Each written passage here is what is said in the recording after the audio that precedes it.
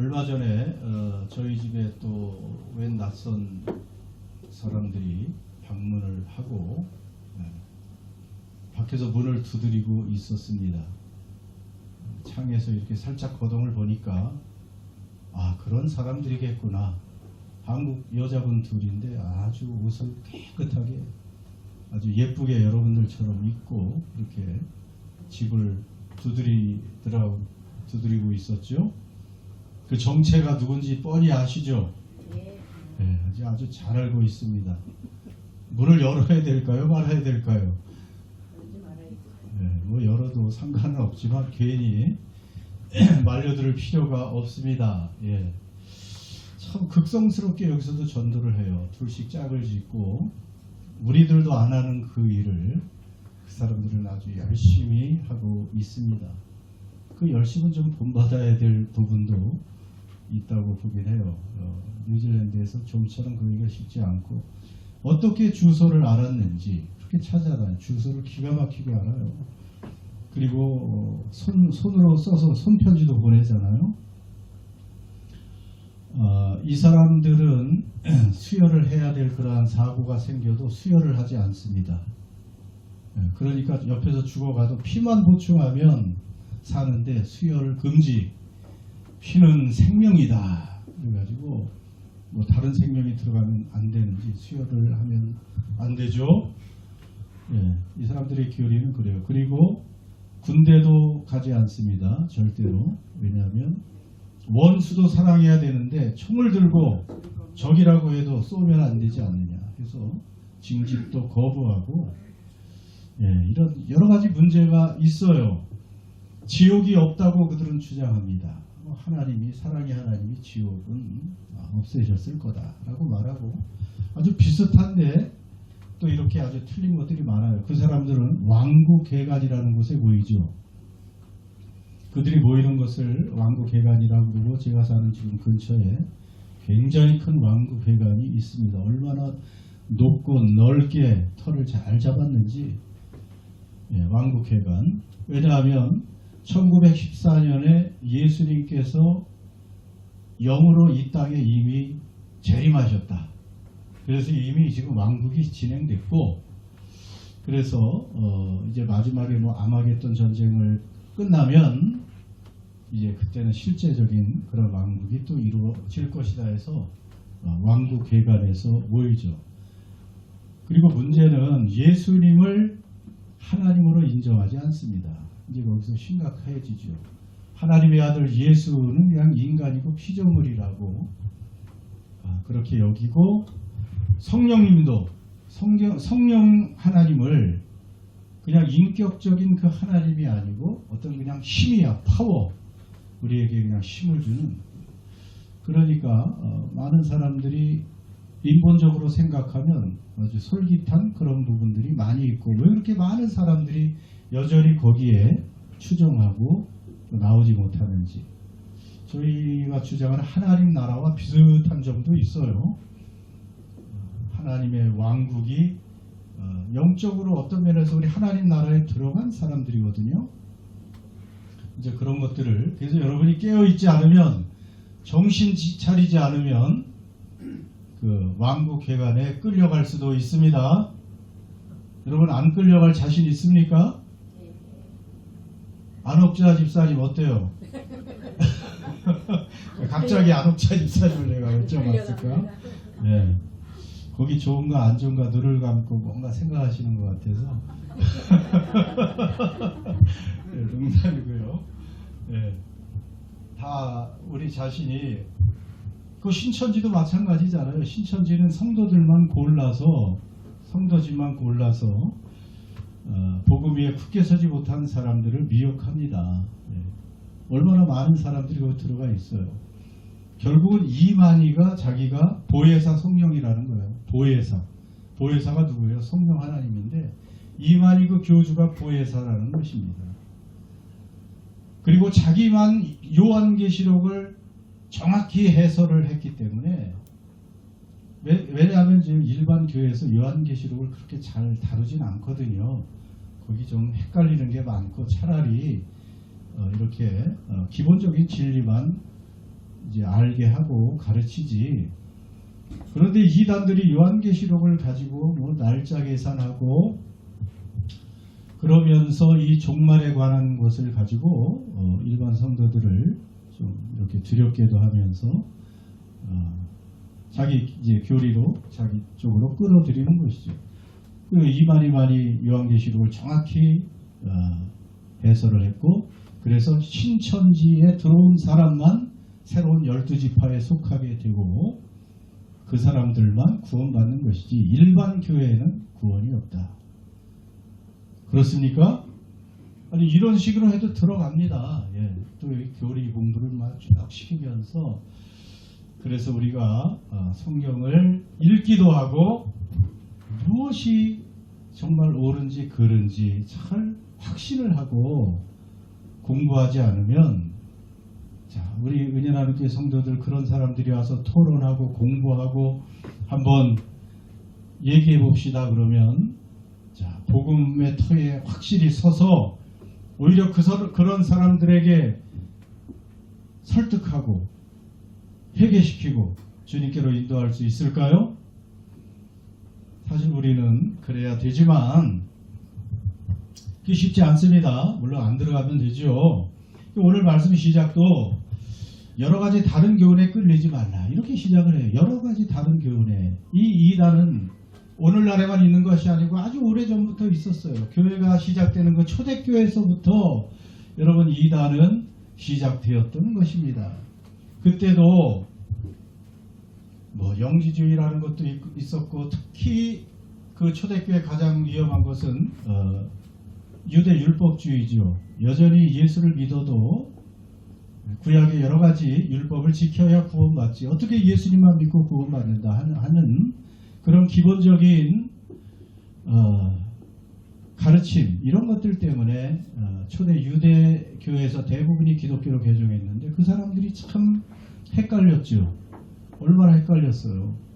그들은 그렇게 철두철미하게 율법을 지키고 그것을 통해서 하나님의 백성이 되고 그것을 통해서 구원받는 줄 알았는데, 이제 예수님을 통해서 복음으로 믿음으로 은혜로 구원받는 얘기를 하니까 뭔가 이건 너무 허전한 것 같고 너무 쉬운 것 같고, 그러다 보니까 이 율법주의가 먹히는 것입니다. 여전히 손을 씻고 밥을 먹어야 되고 음식도 제대로 먹어야 된다. 여기 음식에 대한 말이 그래서 나오잖아요. 그 후반절에 마음은 은혜로서 굳게 함이 아름답고 음식으로 쌓을 것이 아니니 음식으로 말미암지 행한 자는 유익을 얻지 못하느니라. 음식을 잘 먹어야 구원받는다. 이런 것도 있어요.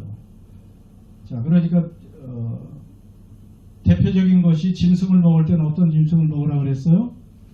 고기를 먹을 때는 쪽발이 갈라지고 되새김질을 하는 고기만 먹어야 되고, 또 생선을 먹으려면은 비늘과 지느러미가 있는 것만 먹어야 된다. 여러분 지금도 교회에서 돼지고기 먹으면 절대 안 됩니다. 그러면 아마 어떻게 할까? 아마 교회 못 다니실 분도 있을 것 같아요. 돼지고기 그렇게 좋아하는데, 네, 그거는 쪽발은 갈라졌지만 되새김질을 안 하기 때문에 그렇죠. 한국 분들 장어 굉장히 좋아하시는데 장어 드시면 안 됩니다. 성경적으로. 그럼 아마 또 많은 사람들이 교회를 떠날지도 모릅니다. 그러나 자, 우리 기독교에서는 예수님 안에서는 예수님은 모든 음식을 깨끗하게 하셨다고 하셨어요. 예, 말씀과 기도로 깨끗하게 되느니라. 어떤 뭘 먹거나 먹지 않거나 뭐 어떤 행위를 통해서, 선행을 통해서 율법을 온전히 지킴으로, 십계명을 지킴으로 해서 구원받는 것이 아니고 예수 그리스도를 믿음으로 구원받습니다. 얼마나 쉽습니까? 그런데 우리에게 생각해보면 여전히 제가 보기에 새로운 문제가 있기는 해요. 우리가 뭐 신천지나 여호와의 증인, 몰몬교 뭐 이런 데는 쉽게 들어가지 않는다고 해도 이 새로운 이단 같은 그런 것들이 있어요. 여러분 우리가 살다 보면 또 한 주간 지내다 보면 힘이 빠지는 경우가 많이 있죠. 예수님 안에서 늘 기쁘고 평안을 누리고 충만하게 이렇게 좀 살면 좋은데 한 주 살다 보면 풍선에 바람 빠져나가듯이 이렇게 쭉 그냥 힘도 빠져나가고 믿음이 흔들리기도 하고 연약해지고 그 하나님 앞에 그 사랑, 하나님의 구원, 그 사랑, 그 평안, 그 기쁨이 또 흔들리고 사라질 때가 많지 않습니까?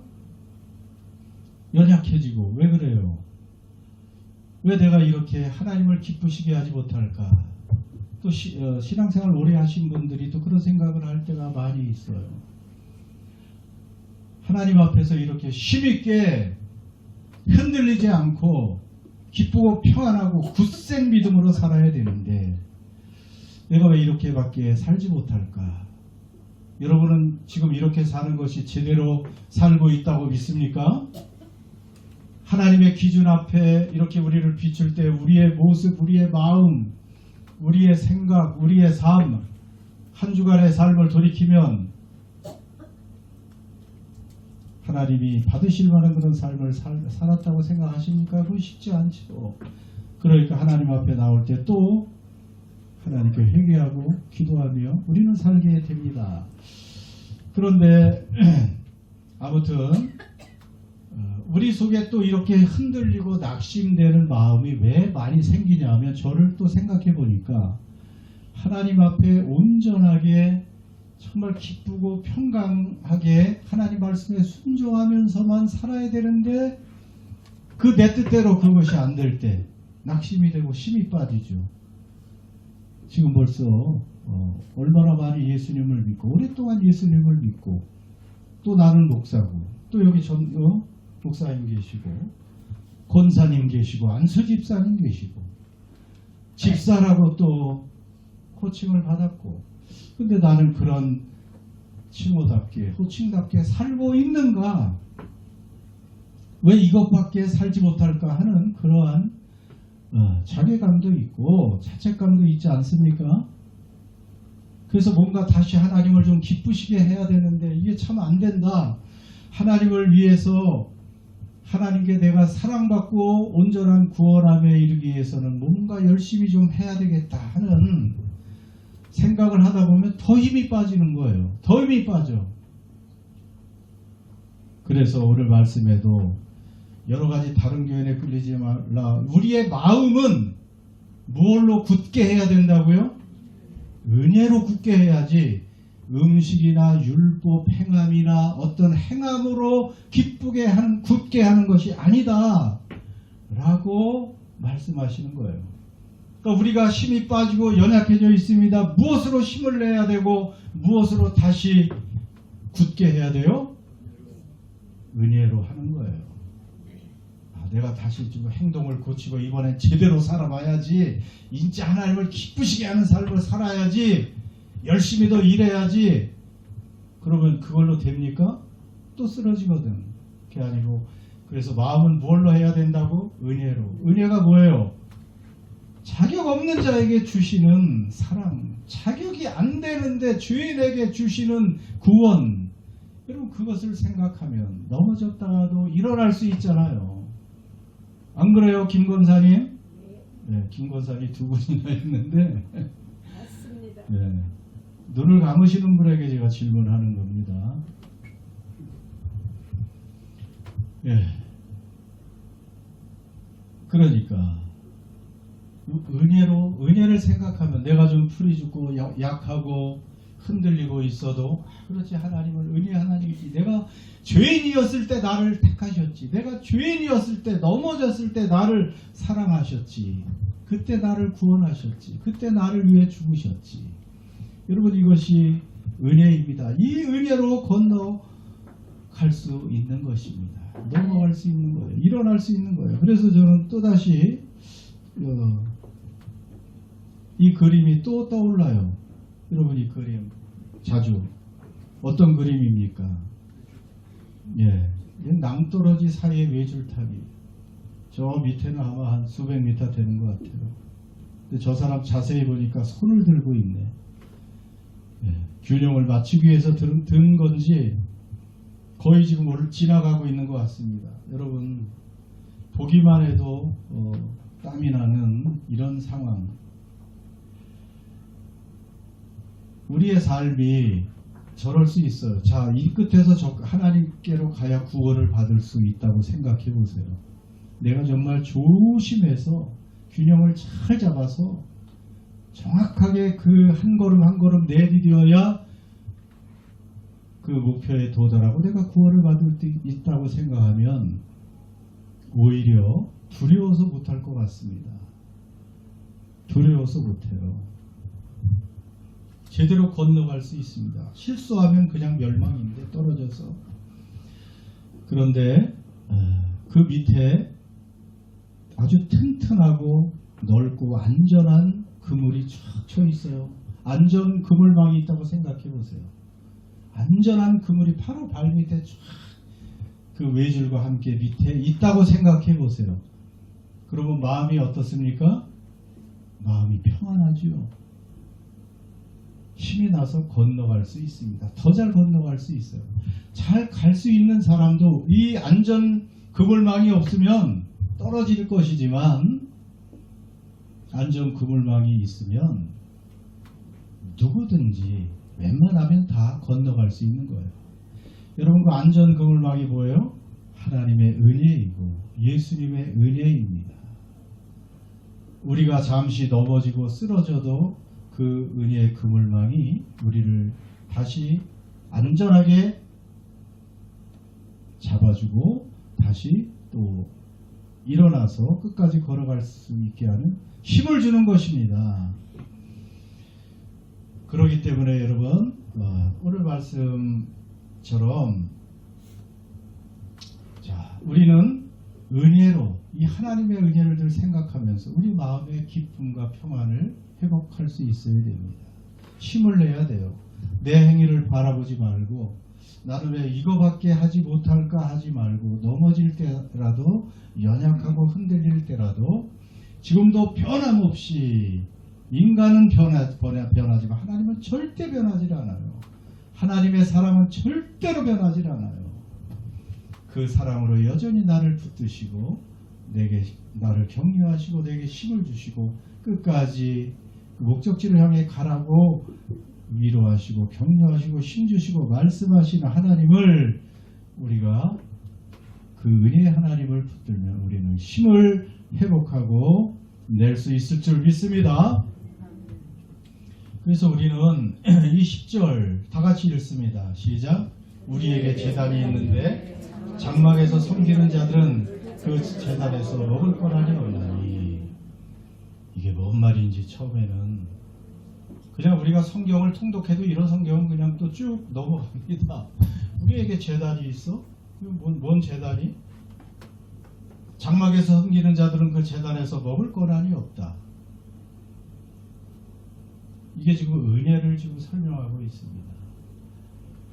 우리에게는 제단이 있어요. 우리에게라는 것은 지금 히브리 기자들 지금 예수를 믿고 새 언약 가운데 있는 사람들이 지금 우리들이에요. 우리들에게 제단이 있고 장막에서 섬기는 자들, 장막, 성막, 구약의 성막에서 섬기는 자들은 제단에서 먹을 권한이 없다. 우리의 제단에서 먹을 권한이 없다. 그런 말이에요. 그래도 잘 모르시겠죠? 장막에서 섬기는 자들은 구약의 믿음에 머물러 있는 사람들이에요. 율법을 지켜야 구원을 받는다고 믿는 사람들, 많은 여러 가지 선행을 하고 외적인 그러한 행동을 잘해야 구원받는다고 생각하는 사람들, 그 사람들이 장막에서 섬기는 자들이에요. 그 사람들은 먹을 권한이 없다. 구원에 참여할 권한이 없다는 것이고, 우리에게 무엇이 있어요? 자, 제단은 동물을 다 잡아들이는 제단. 우리에게 어떤 제단이 있어요? 우리 예수 그리스도를 믿는 우리들에게도 제단이 있다고 합니다. 여러분도 제단이 있어요. 거기에 어떤 제사를 드리는 제단이 있습니다. 집집마다 보니까 인도 사람들은 제단을 만들어 놓고 지금도 거기서 향을 피우고 자기 집에 제단에서 신께 제사 드리고 하더라고요. 우리에게 제단이 있습니다. 우리의 제단은 어딜까요? 예? 교회 예수님? 제단에는 제물이 있지. 제물은 예수님이 맞아요. 그 제단은 어딜까? 우리에게 있었던 그 제단을 생각하면 되죠. 예. 어디서 예수님이 희생당하셨어요? 십자가 위에. 그 영원한 갈보리 십자가, 거기가 제단이에요. 우리에게 있는 제단은 거기시죠. 예루살렘 성전의 제단이 아니고 예수님 그 갈보리 언덕에 그 십자가가 제단이에요. 그 제단 위에 누가 올라가서 희생당하셨습니까?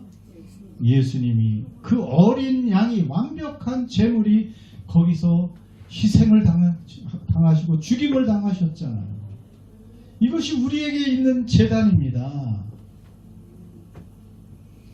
그래서 우리는 그 제단의 덕분에, 그 제단에서 흘린 완벽한 제물인 어린 양 예수 때문에, 그 하나님의 아들의 죽음 때문에 그분이 우리의 죄가 되고 우리의 저주가 되었기 때문에 여러분, 우리는 은혜를 받게 되는 것입니다.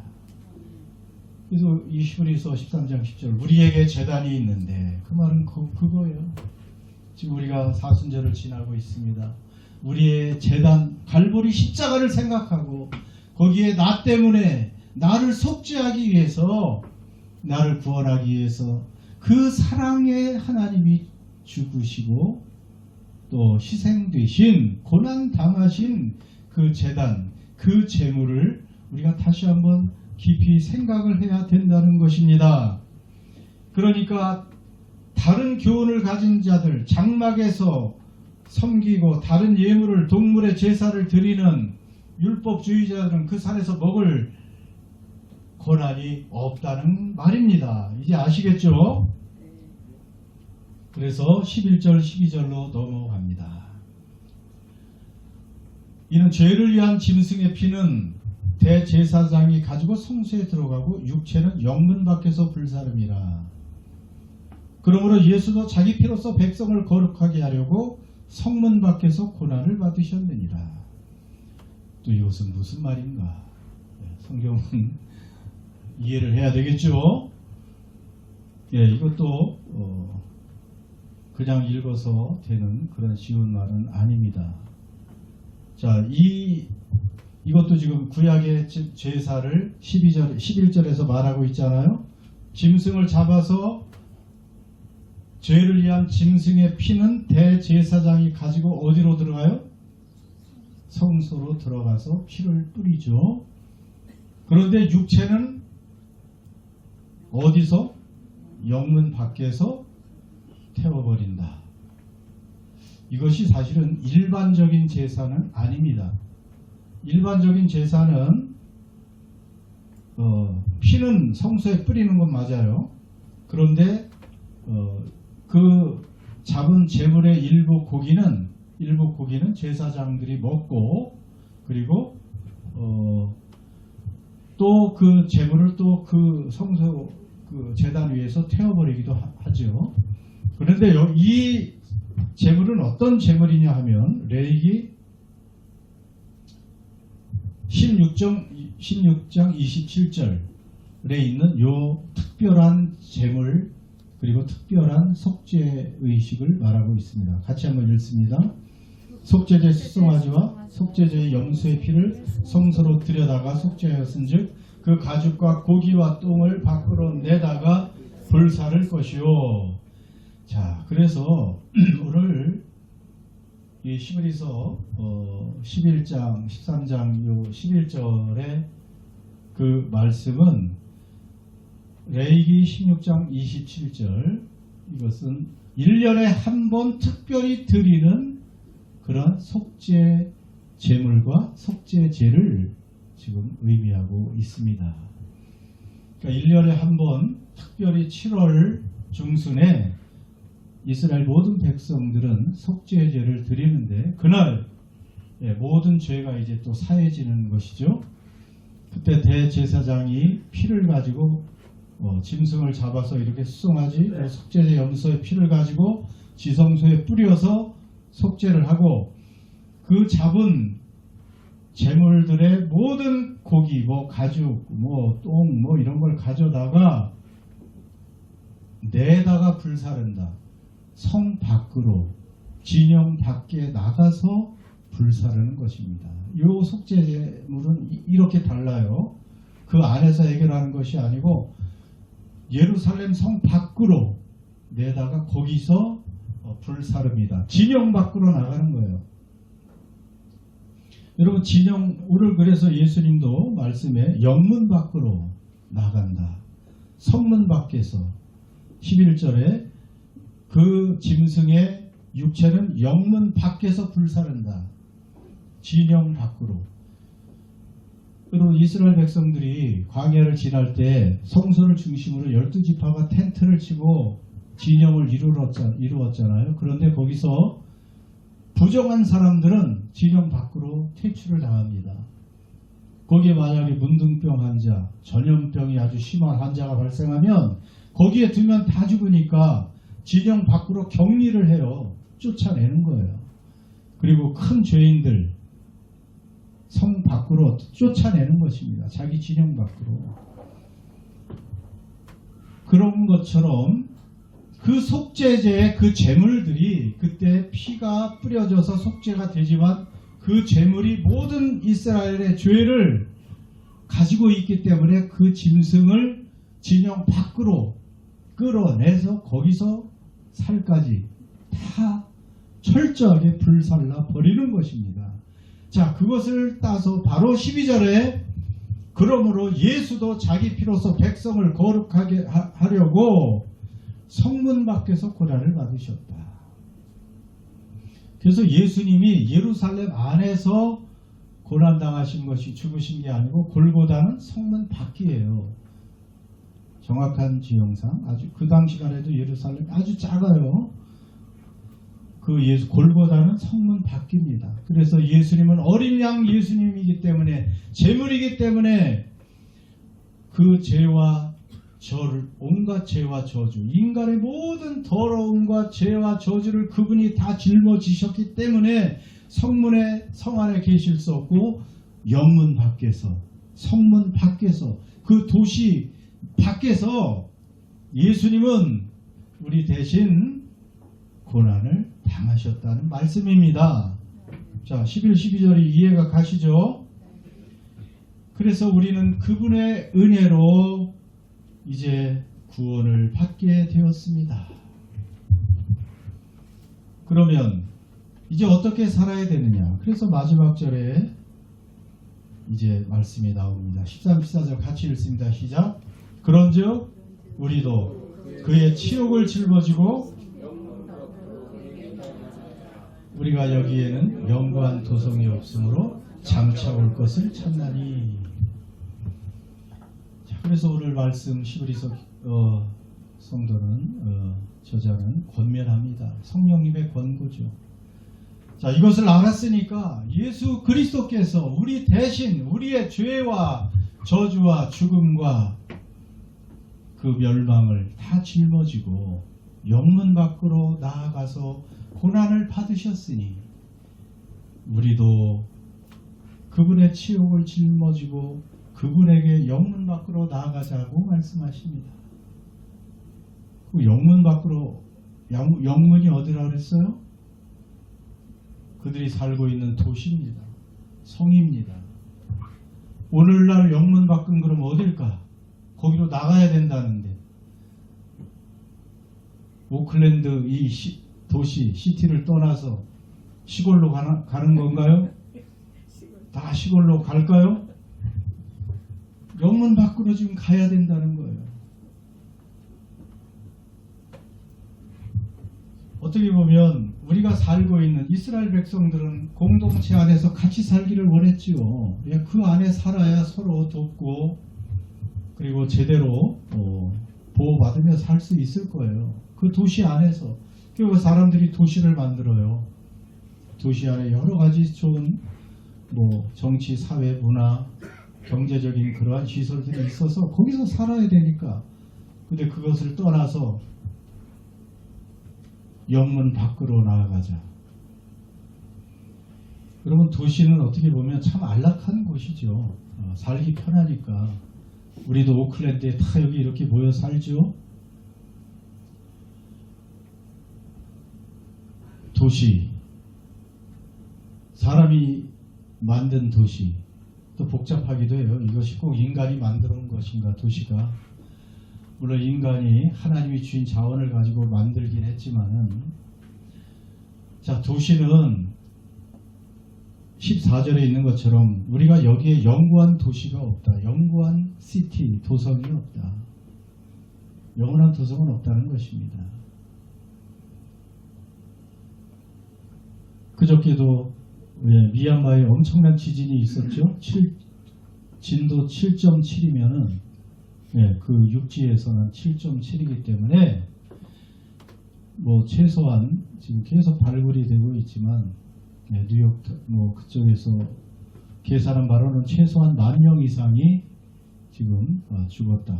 말이 10,000명이지 훨씬 많을 것이고, 그 도시의 그 방콕에, 그 동남아시아 그래도 최대 도시라고 할 수 있는 방콕의 고층 건물들이 무너져 내리기도 하고 엄청난 손상을 입기도 하고, 그냥 흔들려 버리니까 그냥 아비규환이 돼버립니다. 단번에.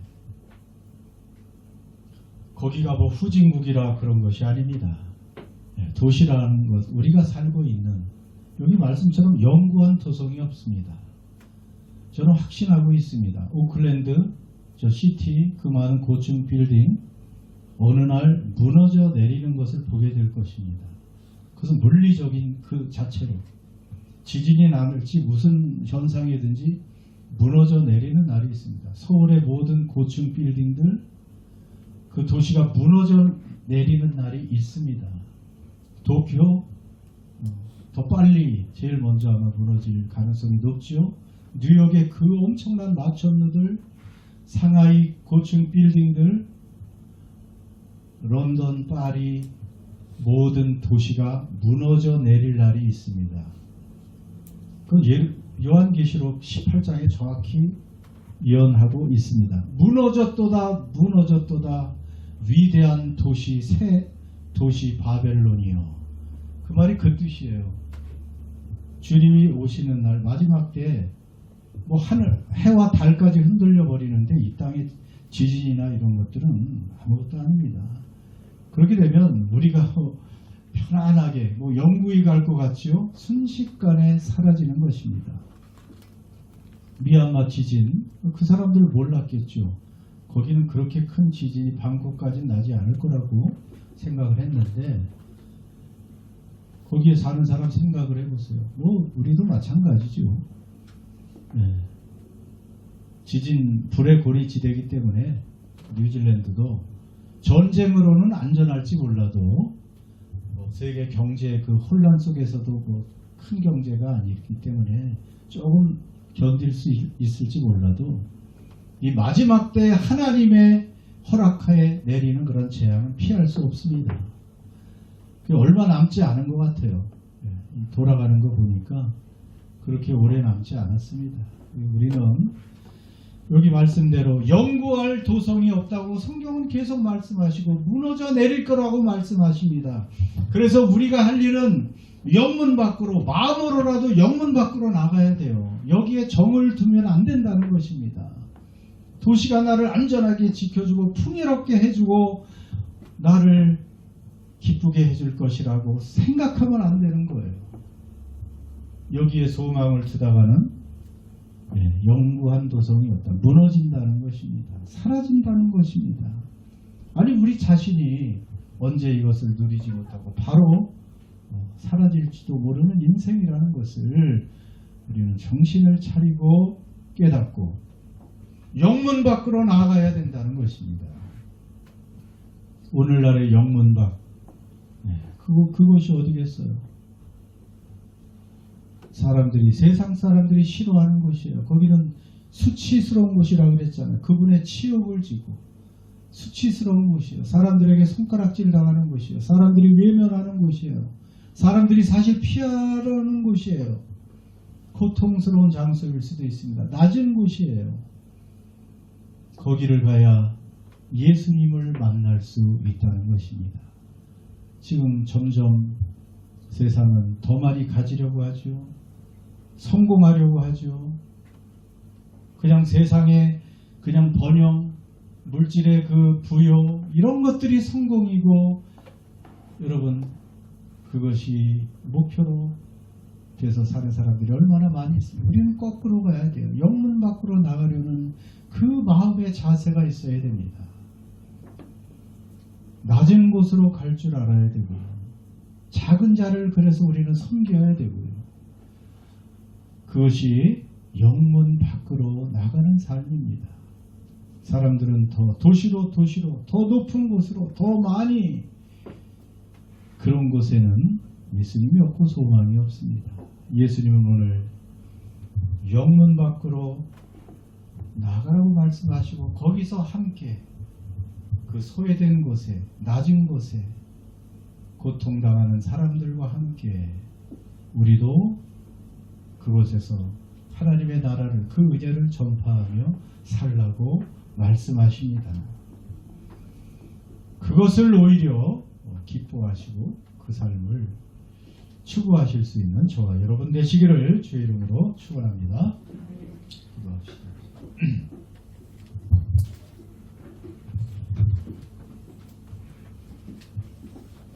여러분 지금 저와 여러분은 어디에 속해 있습니까? 세상에 속해 있습니까? 하나님 나라에 속해 있습니까? 여전히 우리는 안락한 이 성안의 삶을 추구합니까? 영문 밖의 그러한 삶을 추구합니까? 예수님은 오늘도 우리에게 성령을 통해서 권고하십니다. 영문 밖으로 그에게 나아가자.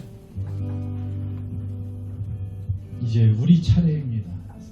세상 사람들이 우리를 박해할 수도 있고 오해할 수도 있고 거절할 수 있어도 예수님이 그것을 인정하시고 환영하시는 그런 곳에 우리는 갈 수 있는 그런 사람들이 되어야 됩니다.